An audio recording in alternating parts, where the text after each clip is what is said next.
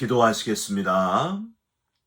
하나님 감사합니다. 오늘도 또 새로운 하루를 허락해 주신 것을 감사드립니다. 가장 첫 시간 구별하여 하나님과 교제하오니 이 시간 우리 마음에 걱정, 근심, 염려가 다 떠나가게 하시고 하나님만이 주실 수 있는 평안과 기쁨으로 채워 주시옵소서. 모든 염려를 주님께 맡기게 하시고 하나님 앞에 간절히 기도할 때에 우리가 알지 못하는 크고 놀라운 일을 허락하시는 주의 손길을 체험하게 하여 주시옵소서. 우리 기도 들으시는 예수 그리스도의 이름으로 감사하며 기도하옵나이다. 아멘. 오늘 말씀은 시편 117편 말씀입니다. 너희 모든 나라들아 여호와를 찬양하며 너희 모든 백성들아 그를 찬송할지어다.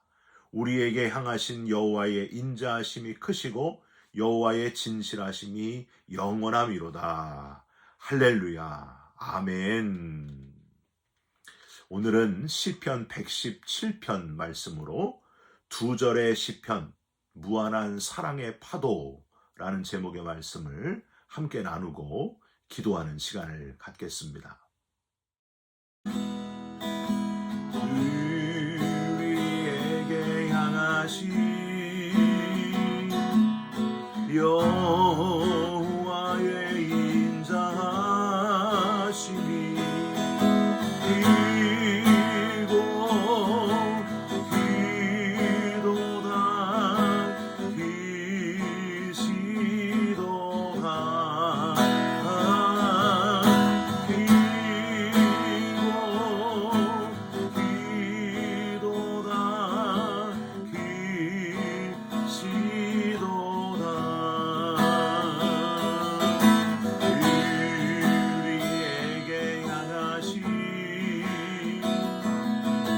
여호와의 진실하심이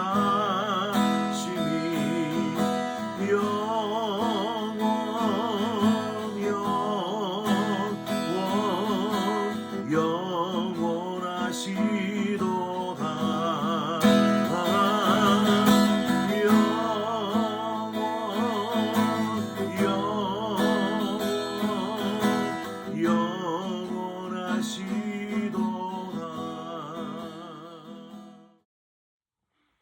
여러분, 이 찬양 모르시는 분은 없으시죠? 이 찬양은요, 6.25 전쟁 때부터 불렀던 찬양, 무려 78년 전에 지어진 찬양입니다.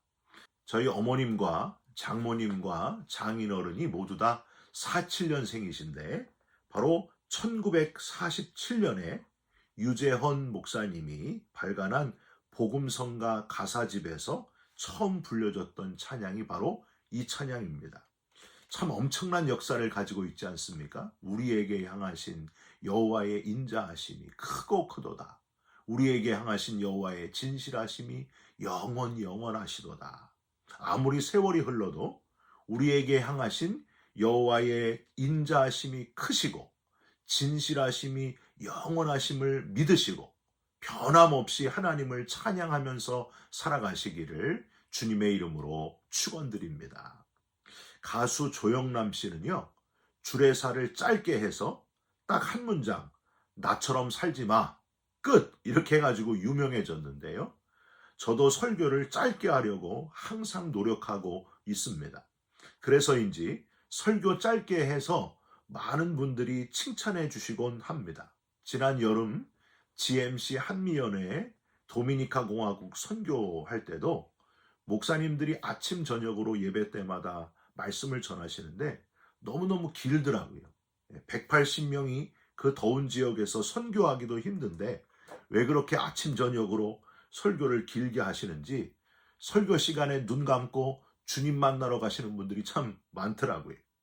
그래서 제가 목요일 아침 예배 때 제가 설교였는데 아주 짧게 설교를 했더니 너무 좋아하시고 아멘이 엄청나게 크더라고요. 그래서 계속 설교를 짧게 해야 되겠구나 이렇게 결심하기도 했습니다. 오늘 이 설교도 가능한 한 짧게 할 텐데 짧지만 하나님께서 강렬하게 내게 주시는 그 음성을 귀 기울여 들으시고 결단하는 시간이 되시기를 주님의 이름으로 부탁드립니다. 오늘 시편 117편이 시편 150편 중에서 가장 짧은 시편이라는 사실을 여러분 알고 계셨습니까? 가장 긴 시편은 몇 편이에요? 시편 119편. 무려 176절로 되어 있는데 오늘 시편 117편은 딱 2절밖에 없습니다. 단 2절 뿐이지만은 그 2절 안에 그 크기를 다 헤아릴 수 없는 엄청난 하나님의 마음과 하나님의 특징이 다 들어 있습니다. 지난주에는 26절로 되어 있는 시편 136편을 묵상하면서 매일 26번의 감사를 드리자 하고 여러분께 제안 드렸는데 오늘은 딱 2절, 이 2절을 함께 외우시면서 우리 신앙의 기준이 아주 분명해지시기를 주님의 이름으로 부탁드립니다. 한국에 계신 제 어머님이 아들아, 너 설교할 때 네 몸처럼 설교해라. 짧고 굵게 설교해라 하셨는데 이 시편 117편이 바로 성경에서 가장 짧고 가장 굵직한 말씀이다. 이렇게 여러분께 말씀드리고 싶습니다. 왜 짧은데 가장 굵직한 시편이라고 할 수 있을까요? 첫 번째로 오늘 본문 1절에서 우리는 세계 선교의 꿈, 하나님의 마음이 바로 세계 선교에 있다는 것을 깨달을 수 있기 때문입니다. 1절을 한번 보실까요? 너희 모든 나라들아 여호와를 찬양하며 너희 모든 백성들아 그를 찬송할지어다. 여기서 너희 모든 나라들아는 히브리어로 칼고임이라고 발음을 하는데요. 하나님을 알지 못하는 이방 나라 전체를 가리키는 표현이에요. 그리고 너희 모든 백성들아, 이건 칼하움밈 이렇게 발음을 하는데 모든 세상 사람들 한 명도 빠짐없이 세상 사람들 전체를 가리키는 말이 칼하움밈입니다. 이게 그냥 쓴 표현이 아니에요.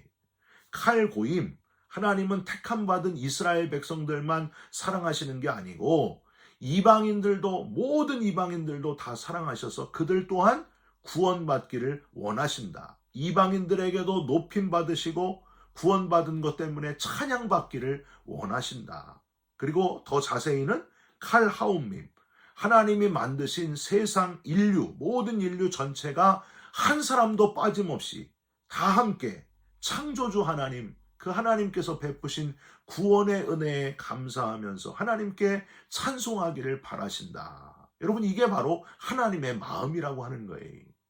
온 나라, 족속, 이방 나라, 피부 색깔과 상관없이 모든 세상 사람들이 다 구원받고 그 감사의 고백을 듣기를 원하시는 하나님. 그래서 사도 바울은요, 이 시편 117편 1절을 근거로 해서 세계 선교의 배경인 로마서 15장 11절을 선포했습니다. 로마서 15장 11절이 이렇게 되어 있어요. 또 모든 열방들아 주를 찬양하며 모든 백성들아 그를 찬송하라 하였으며, 하나님이 택하셨다는 이스라엘 백성들의 그 민족 우월주의, 선민 특권의식에 빠진 이스라엘 백성들만이 아니고 하나님은 모든 나라 모든 백성을 다 편견 없이 사랑하신다. 그래서 이방 나라들에게도 복음을 전하라고 명하셨고 바로 나 바울을 그 이방 선교의 도구로 부르셨다. 그렇게 고백하고 있는 거예요. 델리취라고 하는 신학자는요, 이 시편 117편이야말로 구약에서 가장 힘차고 박력 있는 세계 선교의 메시지다. 그렇게 추천한 바 있습니다. 혹시 아이고 나는 내 한 몸 간수하기도 어려운데 무슨 세계 선교를 할 수 있는가? 내 나라 선교도 힘든데 하는 분 있습니까? 여러분, 저와 여러분은 지금 이미 세계 선교를 할 수 있는 요지에 살고 있습니다. 여러분 알고 계십니까? 천국 다음으로 좋다는 이 미국에 여러분 와 있고요. 전 세계에 영향력을 미치는 가장 강력한 나라일 뿐만이 아니라 전 세계에서 가장 다양한 종류의 사람들이 가장 많이 모여 살고 있는 미국에 저와 여러분이 이미 살고 있습니다. 여러분 옆집에 누가 사는지 한번 생각해 보시기 바랍니다. 꼭 우리가 세계 선교 그러면 세계 어디를 가야 비행기 타고 가야 선교를 할 수 있다고 생각을 하는데 그게 아니라는 거예요. 여러분 집 근처에 이미 세계 각종 민족들이 이미 살고 있습니다. 비록 언어가 잘 통하지 않아도 마음이 전해진다면 얼마든지 선교할 수 있는, 전도할 수 있는 기회가 얼마든지 있다고 하는 거예요. 여러분 제 집 옆에는요, 베트남 사람들이 살고 있고요. 또 이쪽 집 옆에는 중국 사람들이 살고 있어요. 제가 사는 집 알함부라는요, 중국 사람들이 엄청 많이 살고 있어요. 그래서 저를 보고 자꾸만 중국말로 말을 겁니다. 제 집사람은 여보, 당신은 중국 사람 같이 생겼어. 자꾸 얘기를 하는데 중국말로 말 거는 분들에게 저는 대답을 합니다. I'm not Chinese. 난 중국 사람이 아닙니다. 물론 고개를 갸우뚱하고 그냥 가는 그분에게 제가 인사를 또 해요. 짜이지엔 이렇게 인사를 해요. 세계의 복음을 전할 수 있는 기회가 얼마나 많은지 몰라요. 여러분, 너희는 가서 모든 족속으로 제자를 삼아 아버지와 아들과 성령의 이름으로 세례를 주라 하시지 않았습니까? 땅끝까지 복음을 전하는 세계 선교의 주역이 바로 저와 여러분이 됐으면 좋겠습니다. 지금 근처에 있는 이들에게 복음을 전할 수 있는 기회가 있을 때마다 열심히 전하시기를 주님의 이름으로 부탁드립니다. 그게 바로 하나님의 마음을 흡족해 하는 방법이라고 하는 겁니다. 두 번째로 인자하심. 하나님의 큰 인자하심에 감사하면서 찬양하는 자가 되시기를 주님의 이름으로 축원드립니다. 인자하심은 지난 주일에 말씀드린 것과 똑같이 히브리어 하스도우를 쓰고 있습니다. 여러분 하스도우의 원형이 뭐라 그랬습니까? 헤세드, 자비, 인애, 사랑과 성실, 신뢰와 변함없음. 인간은 변하고 변질되는데 인간에게는 쓸 수 없는 단어가 바로 하스도우 헤세드다. 오직 하나님께만 쓸 수 있는 단어가 하스도우 헤세드다. 여러분 다 기억하시죠? 그런데 오늘은 그냥 하스도우, 그냥 헤세드가 아니에요. 가발이라고 발음하는 단어, 발음이 좀 이상하죠? 예. 크다라는 가발이라는 단어가 뒤에 붙어서 헤세드 가발, 즉 인자하심이 크시고가 됩니다. 여러분 이 가발이란 히브리어는요, 조금 더 자세히 살펴보면 그냥 큰 게 아니고요, 끝도 없이 계속 커져갈 때 쓰는 단어가 바로 가발이라고 하는 단어입니다. 그러니까 오늘 2절에는 인자하심이 크시고라고 되어 있는데 정확히 하려면 이런 뜻이 되는 거예요. 인자하심이 커져가시고, 점점 커져가시고, 끝없이 커져가시고 라고 해야 아주 정확한 표현입니다. 계속 커져가고만 있는 하나님의 그 인자하심에 우리는 어떻게 해야 되는가? 감사하고 또 감사해야 된다는 거예요. 그러므로 우리에게 향하신 여호와의 인자하심이 그 찬양 후렴을 크고 크도다 크시도다 하지 말고 커져가고 커져가고 커져가시도다 그렇게 찬양해야 맞는 거예요. 사랑하는 성도 여러분, 점점 커져만 가는 하나님의 은혜와 사랑에 감격하시면서 그에 맞게 우리의 감사도 점점 커져가시기를, 더 깊어가시기를 주님의 이름으로 부탁드립니다. 문제는 하나님의 인자하심에 대한 우리의 감사가 커져가는 게 아니라 자꾸만 우리의 욕심이 더 커져간다는 거예요.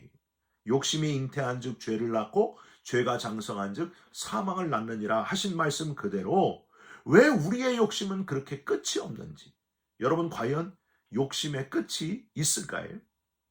노인과 샘물 이야기가 있습니다. 들어보셨습니까? 사막에 조그만한 오두막집을 짓고 사는 한 노인이 있었습니다. 그곳에 아주 우거진 야자수와 맑은 샘물이 있어서 사막을 지나가는 나그네들의 좋은 쉼터가 되었습니다. 노인은 야자수 그늘 아래서 목마른 나그네들에게 시원한 샘물을 한 잔 떠주는 것이 참 인생의 기쁨이었고 보람으로 느끼면서 살았습니다.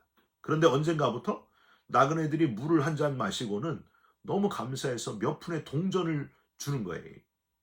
처음에는 사양을 했지만은 동전이 쌓여가면서 자꾸만 이 노인이 욕심이 생겼습니다. 그래서 나중에는 동전을 안 주는 사람들에게 당당하게 동전을 요구하게 됩니다.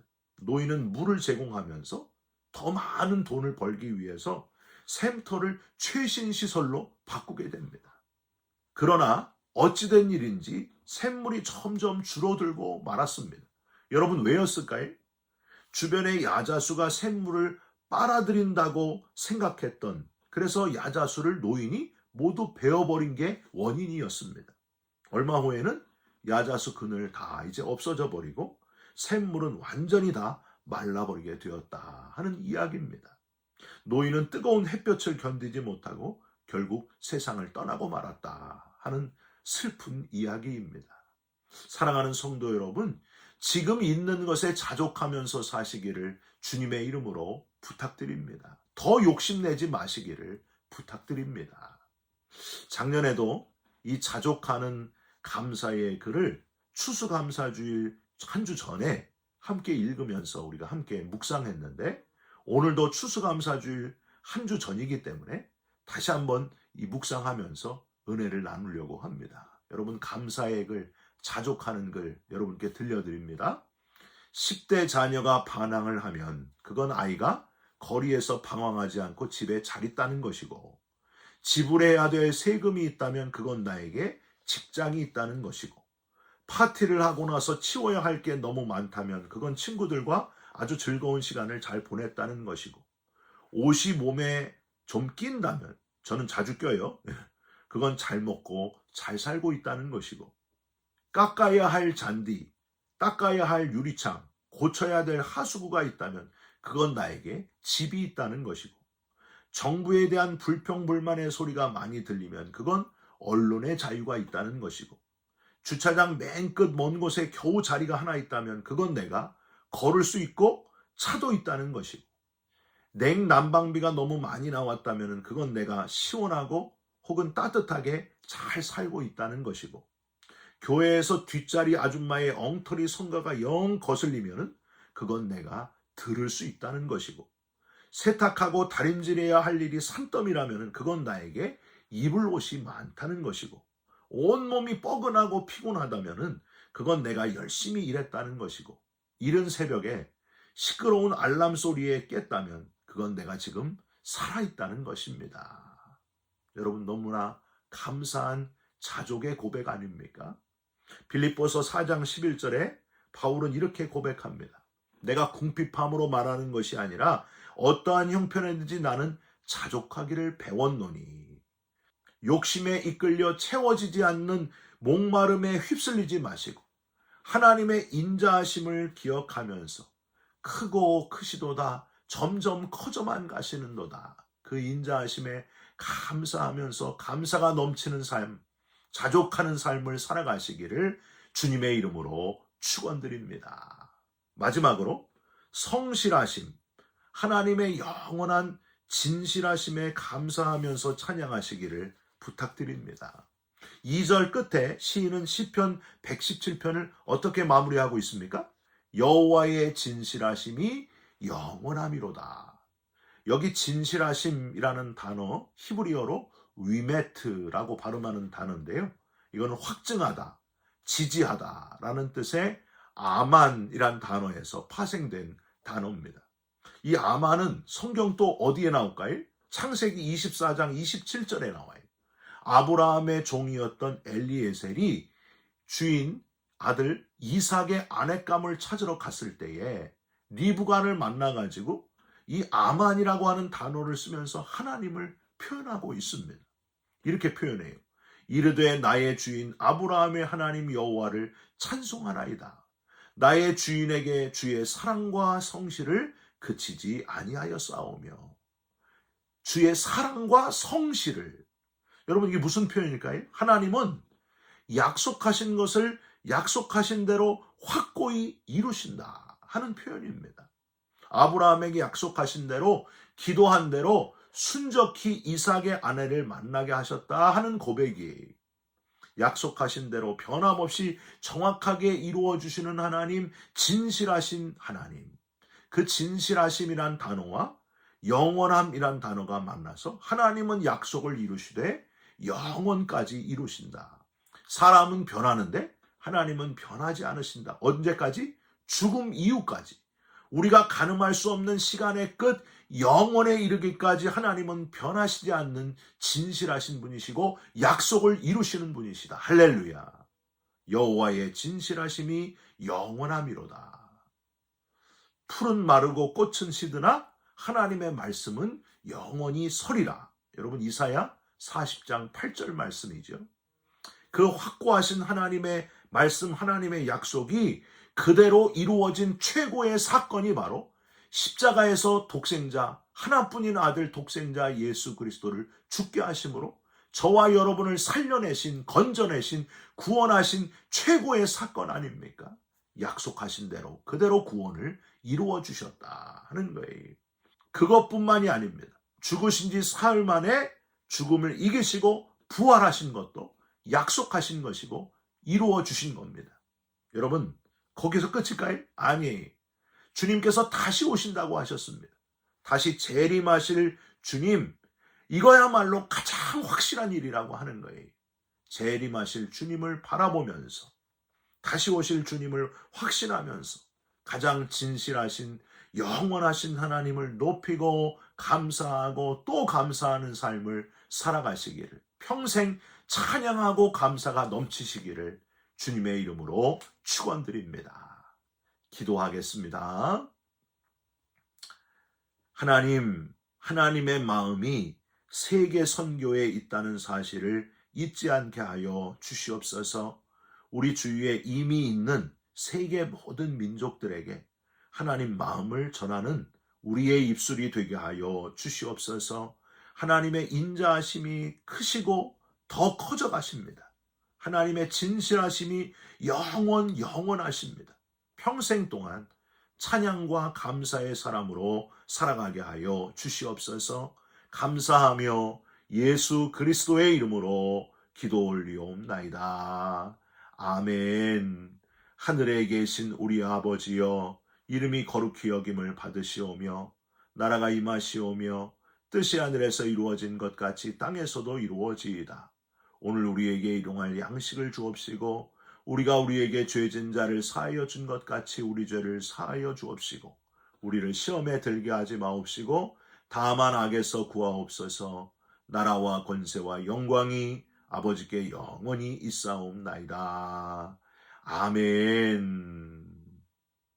사랑하는 성도 여러분, 하나님은 세계 선교의 꿈이 있으십니다. 하나님의 인자하심이 크시고 진실하심이 영원하십니다. 오늘도 찬양하며 감사하며 승리하는 하루를 살아가시기를 주님의 이름으로 축원드립니다. 여러분 사랑합니다. 축복합니다. 감사합니다.